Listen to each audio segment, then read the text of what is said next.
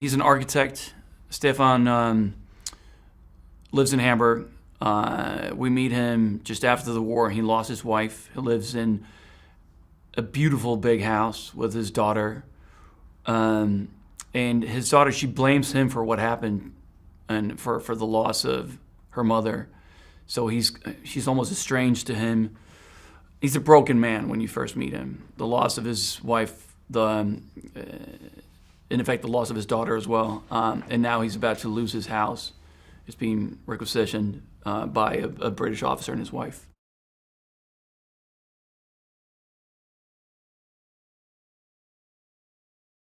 When I read the script, I was fascinated by it, and I immediately went out and got the book and read it. And I highly recommend reading Rhidian's novel. It's beautiful.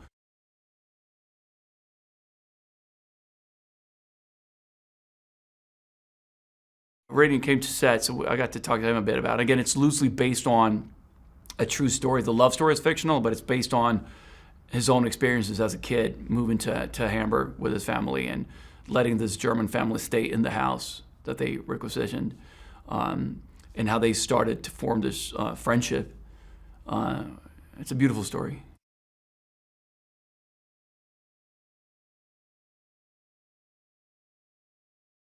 The story was quite unique. We rarely see the devastation on the German side after the war. We never see the pain and the suffering on that side. And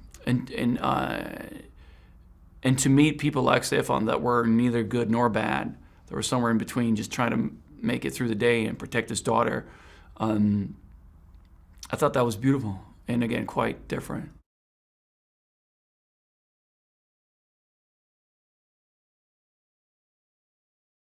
I did not know James, but my friend Alicia Vikander worked with him on Testament of Youth. So when I read the script for the aftermath, I talked to Alicia, obviously, and she spoke very highly of James and said he was wonderful to work with.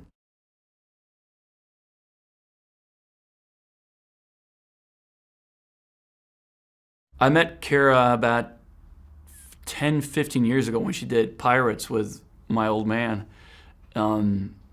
So I met her a couple of times then, but this is the first time we worked together, and I loved it.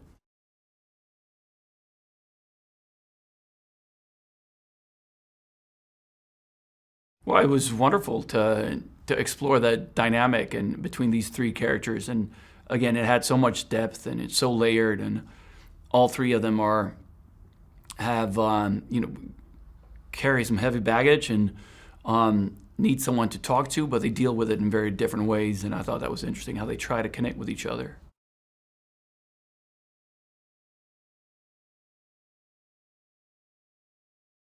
Jason is remarkable to work with. He's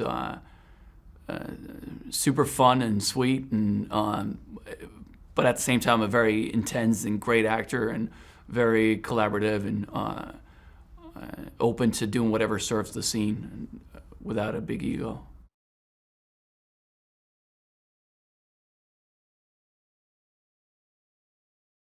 I just hope that people understand the complexity of war and of the human psychology, and the fact that it's not always good versus bad. There's people suffering on both sides.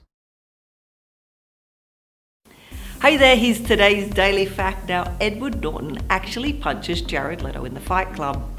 While most of the fighting in the Fight Club were rehearsed, Edward Norton actually managed to punch Jared Leto in the face during one of the movie's fight scenes. Ed Norton swung a little too wide and knocked me in the chin, admitted Leto. Click here below to subscribe, or over here for more great content.